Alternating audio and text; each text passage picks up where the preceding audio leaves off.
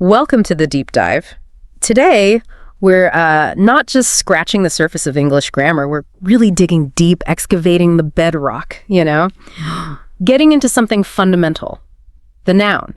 You interact with nouns constantly, like every single day, whether you're writing an email, reading a report, or just explaining why you were late this morning. They're the essential building blocks, the anchors. Absolutely, the anchors of meaning in any sentence. So our mission here in this deep dive is to go beyond those, basic definitions. We want to unlock the versatility and sometimes the surprising complexity of nouns. Yeah. We want to show you how understanding these words better doesn't just make your grammar right, technically. It actually sharpens your thinking, clarifies communication, and helps you sort of see the nuance in language. Right, it's more than just rules. Exactly. This is your shortcut to not just knowing what a noun is, but really appreciating why it matters so much. It's pretty remarkable, actually, how something that seems so straightforward, just a naming word, right? Yeah. How that can be the key to understanding much more sophisticated stuff in language. Nouns don't just name things. They categorize, they classify. They, in many ways, shape how we see reality. So recognizing them, it's not just some basic grammar step. It really is the first step to dissecting the real meaning of any message you hear or read. Okay, so let's start with that bedrock then. We all learned this definition way back, right? A noun names a person, place, thing, or idea. The classic four. But what makes that simple definition so, powerful? What's intriguing, I think, is how that basic idea immediately lets us tell the difference between, say, subjects and actions, or objects and qualities. Okay. Think of it like linguistically identifying the main players in any situation. When you hear the dog is barking, your brain instantly flags dog as the thing doing the action. Right, the who or what? Exactly. It grounds the sentence in something concrete or maybe conceptual. And that simple identification, it builds the whole framework for understanding more complex sentences later on. And without that foundation, right, without a noun, language just loses its anchors. It's like, imagine trying to talk without naming anything. Yeah, impossible. Like saying, Kershey is running in the park. That blank space is just screaming for a noun, isn't it? Totally. Whether it's David or my friend or the child, you need something specific or even general to complete the thought. Precisely. Yeah. Without nouns, language gets incredibly vague, imprecise. They're the bits that give substance, give specificity to our thoughts, our observations. And think about this, how different nouns for the exact same event can shift the whole story. Was it a discussion? Or an argument. Or a clash? Yeah. Each noun choice loads the event with a different meaning, a different emotional feel. That's a great point. So that immediate clarity about who or what is just vital, whether you're, trying to get a nuanced idea across in a meeting or just trying to figure out the subtext in a casual chat. That's where it gets really interesting for me too. That subtle power in just choosing which noun to use. Because like you said, not all nouns are created equal, and our sources really get into these distinctions. Right. Let's maybe unpack some of the key types beyond just person, place, thing, idea. Okay. First up, we've got common versus proper nouns. This one feels pretty straightforward usually, like city is common, general. Paris is proper, specific, capitalized. Doctor is common. Dr. Smith is proper. Right. But have you ever noticed how sometimes a common noun can sort of become proper in context? Or the other way around. Yeah, like president. Exactly. Yep. When it means the specific president, it's capitalized. But if you're just talking about the role, a president, it's lowercase. It really shows how grammar isn't always rigid, is it? It adapts to meaning and context. It does. And this brings up a really crucial point about precision. Proper nouns give you that instant specificity. They narrow down exactly what you're talking about. Think about legal documents. The precise use of proper nouns is absolutely critical. No room for ambiguity. Good example. And in marketing too. Turning a common noun into a brand name, a proper noun like Kleenex instead of just tissue. Yeah. It completely changes how we think about the product itself. Okay, next up, one that often trips people up, I find.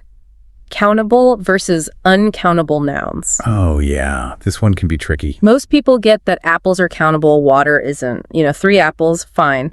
But you need some water or a glass of water. Right, you can't have 3 waters usually. But what about abstract nouns? This is where it gets fuzzy. Some can be both, right? Like experience. That's a great example. You can talk about specific events. I've had many interesting experiences. countable.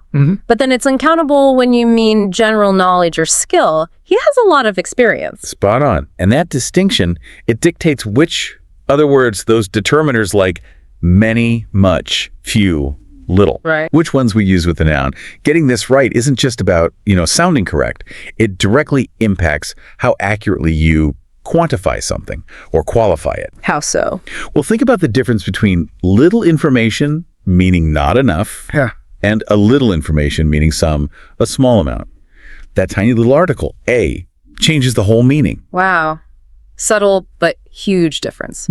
Okay, so countable and uncountable help us quantify. But what about the nature of the thing itself? Is it tangible or just an idea? That's concrete versus abstract nouns. Right, the physical versus the conceptual. Table, phone, dog, concrete. You can, touch them, see them. Physically interact, yeah. But love, anger, success, those are abstract. Ideas, feelings, qualities. And what's quite intriguing here is how these categories let us talk about both the physical world around us and our internal landscapes, our thoughts, our emotions. True. Abstract nouns are incredibly powerful for expressing complex human stuff, philosophies, emotions, but they can also be incredibly vague if you're not careful.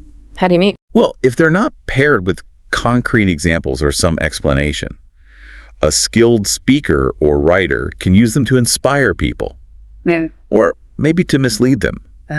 Think about political speeches, often full of abstract nouns like freedom or justice. Yeah. Words that can mean quite different things to different listeners, depending on their own experiences. That's a really important point. Okay, one more type.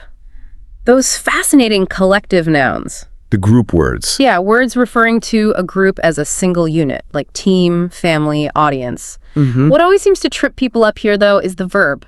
Does it take a singular or plural verb? Ah, yes. Yeah. The classic American English versus British English split. Right. Explain that. Well, in American English, collective nouns are almost always treated as singular if the group is acting as one unit. So you'd say the team is practicing. Okay. But in British English, it's quite common to treat them as plural, especially if you're thinking about the individual members within the group. So you might hear, the team are practicing. Interesting. So neither is strictly wrong. Exactly. Yeah. Understanding this doesn't just make you sound, grammatically aware. It also helps you pick up on subtle regional differences in how language is used. It shows language is alive. It evolves. It really is incredible how these distinctions, even the small ones, just multiply the precision, the depth of our communication. Now, let's talk about how these nouns actually show up in your everyday conversations, because you're already a master at using them, probably without even thinking about the grammar rules. All right. It's mostly intuitive. Look at this simple chat from our sources. Hey, what's that in your bag? Okay. It implies, oh, it's a camera. I bought it yesterday. Nice. Are you into photography? Yeah, I love capturing nature and animals. Simple enough. But look, in just those few lines, we've got bag, camera, photography, nature, animals. 5 nouns just like that. And notice photography there. It's a nominalization, right? The act of taking photos turned into a noun. Good catch. Yeah. You use these perfectly naturally. Or think about saying, I'm meeting my friend at the cafe after work. 3 nouns. Friend, cafe, work. Essential words making that sentence clear, complete. It's really a testament to how deeply nouns are embedded in how we think. Our brains just automatically use them to structure thoughts, express ideas. So true. And noticing these nouns in everyday talk, it makes you a more active listener. You can quickly grab the core subjects, the objects being discussed. And probably a better speaker, too. Yeah, and consequently a more precise speaker, because you become more aware of the words that really give substance to your message. Now, nouns rarely travel completely alone in English, do they? Not usually, no. They often have these little but really important companions, articles. Ah, a, and the. Exactly. Those little words often pop up right before nouns, and they play a huge role in clarifying which noun we mean. This brings up a good question. Why do these tiny words matter so much? Good question. What's the answer? Well, they subtly guide the listener's attention. A and an are what we call indefinite articles. They signal you're talking about a general noun or one not specified before. I saw a dog. Could be any dog. Right. But the is the definite article. It points to a specific noun, one that's already known or understood by everyone in the conversation. The dog was barking loudly. Meaning That particular dog we both know about. Precisely. And that distinction is critical, isn't it? For shared understanding, avoiding mix-ups. Absolutely. Without articles, English would lose a whole layer of precision. Imagine saying, dog barked loudly. Sounds weird. Incomplete. Yeah, it feels like something's missing because we expect that signal is it specific or general. It's actually a feature many other languages don't have in the same way. It makes English kind of unique there. And it's often a common challenge for non-native speakers, right? Because the usage seems simple, but it carries so much weight depending on the context. True. Knowing when to use a, an, or the often depends on that shared background info. Exactly. It's something that often develops more intuitively, just through lots of exposure to the language. Okay, all right. Let's maybe put your grammar detective skills to the test. Quick practice round. Keeping in mind some of the nuances we've just talked about. Sounds good. Let's do it. Okay, first sentence. The decision to launch the new product was a triumph for the entire team. Okay. Let's see. What nouns jump out at you there? Any thoughts on their type? Okay, well, decision stands out. That feels like one of those nominalizations you mentioned from decide. Yep. What else? Product that seems like a concrete, countable noun. Triumph. That's definitely abstract, an idea or result. Good. And one more? Team. That's our collective noun. Got them all. Decision, product, triumph, team. Different types doing different jobs. Okay, here's another one for you. Freedom often comes with a great cost, but it offers immense happiness. All right. Freedom, definitely abstract. Yep. Cost, that could be concrete, like a price, or abstract, like a sacrifice. Depends on the context here, probably abstract. Good point. Context is key. And happiness, another abstract one. Feelings, concepts. It's exactly. Freedom, cost, happiness. Yeah. Even in a short sentence, you see that range. Abstract ideas, things with nuance. It shows how these simple words cover so much ground, concept-wise. It's fascinating, isn't it, how even in these pretty concise sentences, we're seeing the whole spectrum. Nominalizations, abstract concepts, concrete things, groups. Yeah. And the more you actively practice spotting them, when you're reading, listening, even just forming your own thoughts, the more intuitive it all becomes. Right. It stops being like a chore. Exactly. Your understanding of English structure just gets better. It transforms from this conscious effort into an almost subconscious skill, which really makes you a more proficient, more confident user of the language. And that wraps up our deep dive into, well, the backbone of English grammar mastering nouns. We've gone beyond just the basics today. Exploring how these naming words don't just identify stuff, but they categorize, they quantify, they subtly shape how we understand the world around us. Yeah, we looked at common and proper. Countable, uncountable. Concrete, abstract. And those clever collective nouns, too. We saw how they work in real conversations and their crucial link with articles. Right. So hopefully you're seeing how understanding nouns really is that first big step towards mastering English grammar. And this maybe raises an important question for you, the listener, to think about as you go about your day. Ooh, okay. How does this newfound clarity about nouns, noticing them more, how does that change the way you listen to conversations? Or how you read maybe more complex texts? Interesting angle. When you start to really recognize the precise subjects and objects, tell the difference between concrete things and abstract ideas, Sure.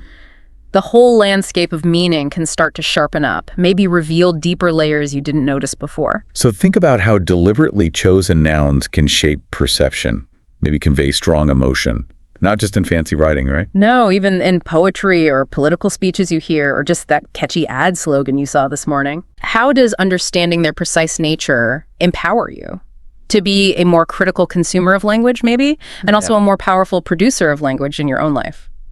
Lots to think about there. Keep asking those questions and keep deep diving.